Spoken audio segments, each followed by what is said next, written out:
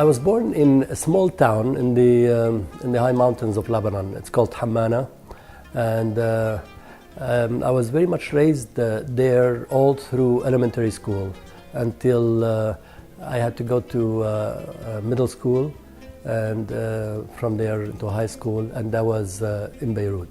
In 1969, where I started preparing myself to leave in there, and I did leave in February 1970. My aunt, who immigrated in 1914 to United States, not until 1966, where she and a few of her kids came to visit Lebanon. And then she did convince my family and my cousins is that to have my brother and my cousin Eli to leave and come and study over here.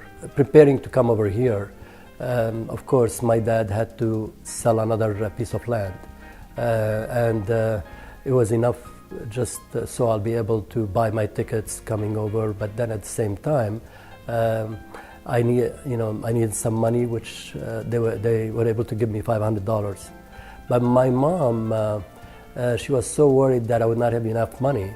She gave me 2 of her gold bracelets, and she said, George, you never know. You may be, you may run out of money. You may need to use them. Please keep them and go ahead and sell them whenever you need to.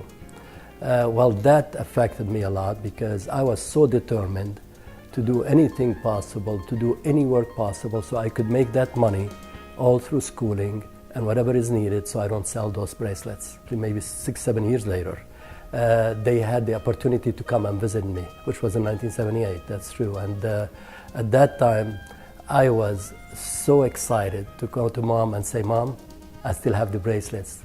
Yeah, they are yours. And until today, she's 95 years old. She continued to wear those bracelets. He was very persistent, patient, calm, collected, and persistent. I mean, these traits, that's what struck me about George since early college days, and they're still now the same. The man has not changed. He was an example of success because not of just an idea that caught on, but because of his dedication to his career, and especially because of his diligence and hard work.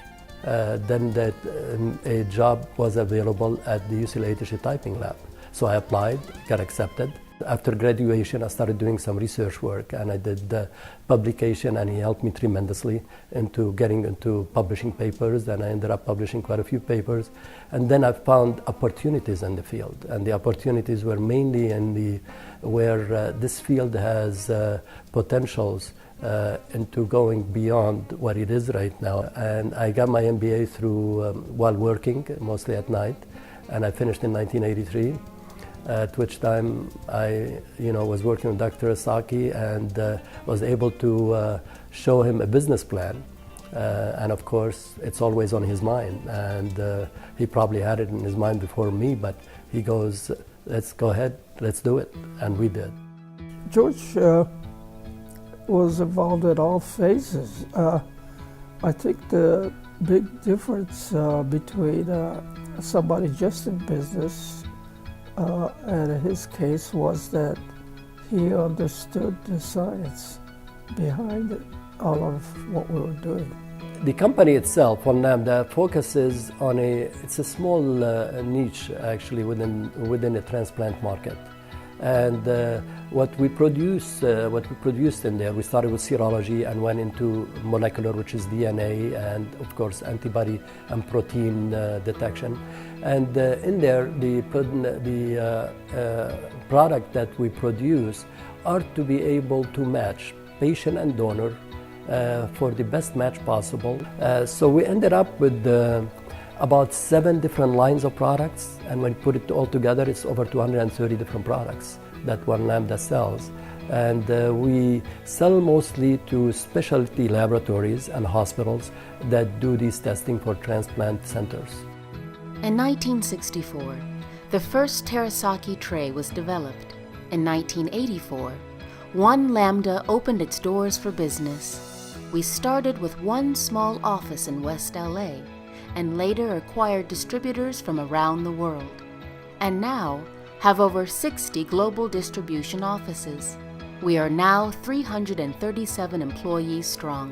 In 1984, we produced our first testing reagents and equipment, the Lambda cell tray and the Lambda dot. Then in 1987, we produced more automation products such as the Lambda jet and the Lambda scan. In 1993, we baffled experts by producing the Lambda monoclonal tray. In 1996, we created PCR-ready micro SSP trays. In 2001, we changed the diagnostic dynamics with the Lab Scan 100, introduced advanced HLA typing with SSO and HD. With Lab Screen, we set a new standard for antibody detection.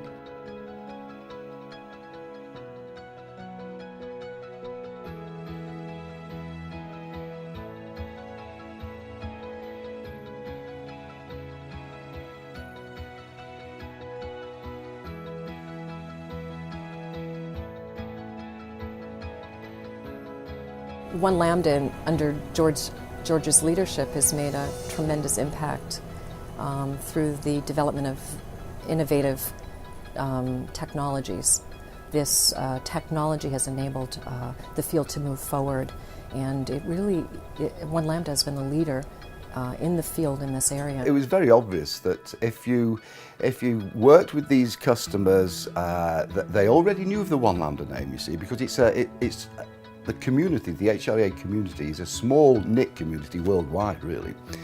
And the name One Lambda opened doors for us as well, where we didn't know people. It was all about the quality of life for people. We were producing reagents and products that at the end of the day would help match patients, would help test patients for antibodies, and allow for a transplant to have them, and these people to continue to have a normal quality of life that they clearly deserved. One Lambda is very good quality. It's the leading technology in the world.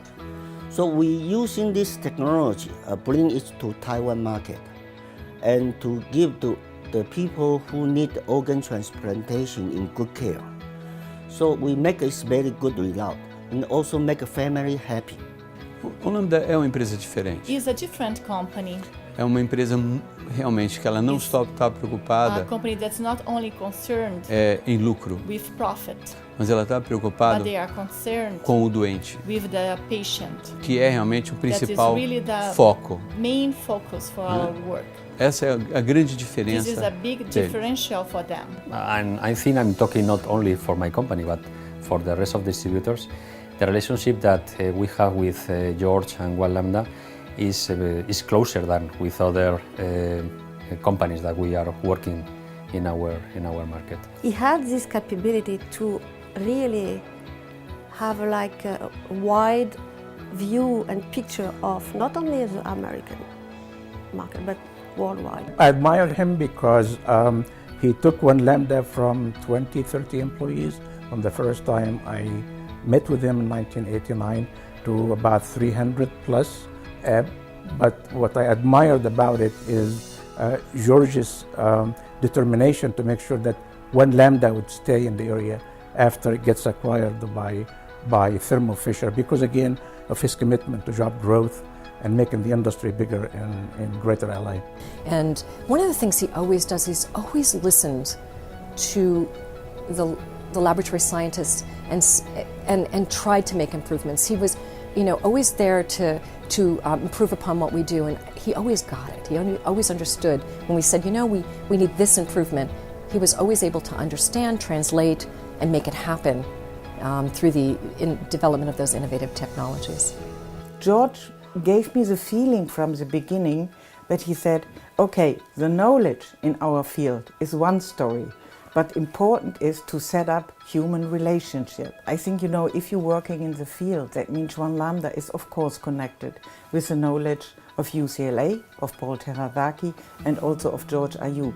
That means One Lambda is HLA, and One Lambda is George Ayoub, and George Ayoub is One Lambda and HLA. So his knowledge is as well very focused on HLA. So in our area, which we work for many years, you can't ignore One Lambda. The most important thing was loyalty and a sense of trust.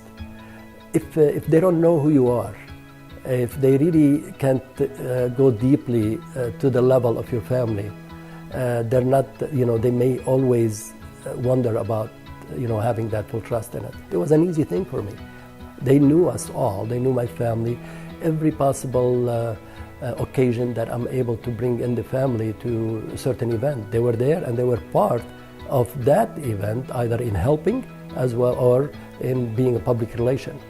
So the customers got to know my family as much as they know me into that. His whole upbringing as a family man in the Lebanese culture resonated with how he ran the corporation, because he brought in a human factor that was very unique in corporate America. Despite its growth, its tremendous growth, double-digit growth in the last 28 years, we all, at the end of the day, were still a family.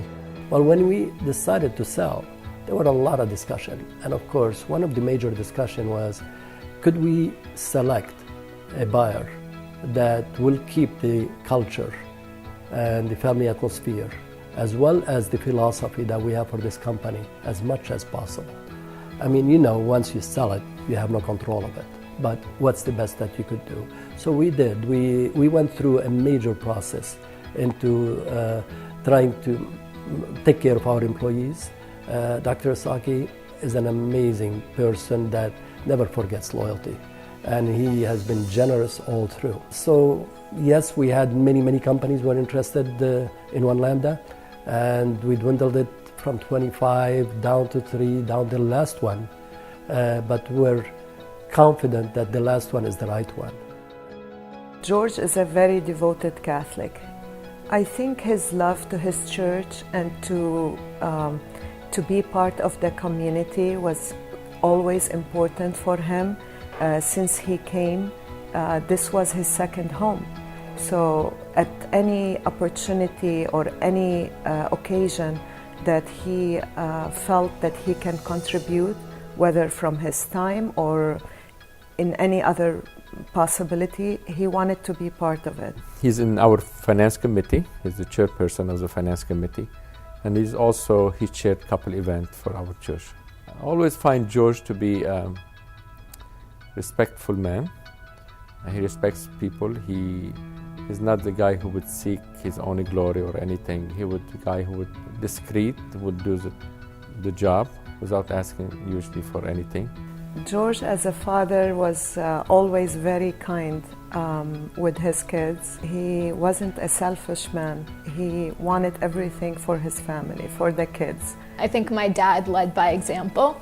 So the way that he taught us was a lot by showing what he did or introducing us to a lot of different things and kind of being like, this is how I talk to people. This is how it kind of just rubbed off on this is how we should treat people. The way he treated people with respect. And when he came home, it was almost like everything went away. And we'd go golfing, we'd go watch movies, and it was as if he had no work. And then I'd go ahead and see him back at work and he'd be working hard. If there's anything I can take from my dad, it's one, never take anything for granted and always be humble about what opportunities you have and what you've done. Throughout all his life, he never forgot his humble beginnings. He never forgot where he came from. And he treats that, as a source of motivating him to teach others and teach his children and be an example to people like me about how important these values that you learn as a kid and how it's important that you remember to live the values that you were taught as a young man. Don't change them just because life around you changed. On the day he was opening the company, his father was in the hospital, and he came up to his dad, and I was there, I witnessed it, and he was all excited to tell his dad about what he's doing. And I think in a way he wanted his blessing. He wanted him to be proud. For George, I think today as he's receiving the award, I'm sure his dad is proud of him, proud of his achievement. He persevered, he was dedicated, and he worked hard all his life. He made it big by complete honesty, integrity, and especially real modesty. يا خيي الله يخليك، القوة والصحة عطول يعطيك، بوتوني من السماوات أكيد شايف حاله فيك. Congratulations, George, for this recognition. You make us all very proud. May God always bless you and your family. Well, George, it's been great knowing you. I hope I'll see you in the future many times. And I've always appreciated your professional attitude and your insight into what is needed for the transplant patients. So I wish you all the best in your future endeavors. Well, George, if you're out there, I'd like to thank you for all the great work you did. It's been, I think, almost 35 years we've been together, and I think I appreciate the fact that you were able to run the company so successfully and let me have a chance to continue my research at UCLA and at my foundation. So thank you again, George. You've made a difference in the lives of the laboratory scientists and in our field by advancing our technologies, and you've also helped the patients in enabling us to deliver improved technologies and laboratory testing services to the patients that we serve. And overall, you've made a dramatic impact in the field of transplantation and immunogenetics, and I want to congratulate you and thank you for your contributions. George, my friend, it's a rare thing for someone to be able to do for a living what they're truly passionate about, but you're one of those rare people. The difference that you've made in the lives of transplant patients and their families has been tremendous. And I know it's been a team effort with your beautiful wife, Nuhad, at your side every step of the way. The gift of life that you've given patients around the world has truly been a tremendous gift. Beyond that, George, I'm proud to say that I'm your friend. Congratulations. Thank you, Dad, for inspiring me to always be respectful of others and stay grounded no matter what happens. Thanks, Dad, for inspiring me to follow my passion and at the same time share my achievements with those around me. Thanks, Dad, for teaching me that no dream is too big to follow. Love you.